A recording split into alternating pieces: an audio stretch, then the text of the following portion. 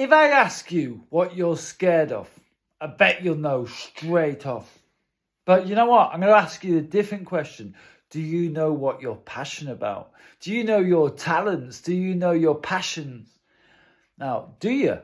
Because that is the important question. Do you know what you're passionate about? Do you know what keeps you going? What motivates you? What you're good at? Do you know what your magic powers are? How many magic powers do you have?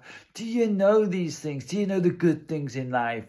Do you know your favourite food? I mean, that should be easy. And your favourite colour? I mean, that's the stuff you ask on your dates and when you're little kids. But do you know your passion? Do you know your strengths? Do you know what you're good at? And do you know these things? I mean, fuck what you're scared of, because you got to do things that you're scared of just to grow, get out of your comfort zone. But do you know what your powers, your talents? Do you know what makes your fingers tingle? Do you know?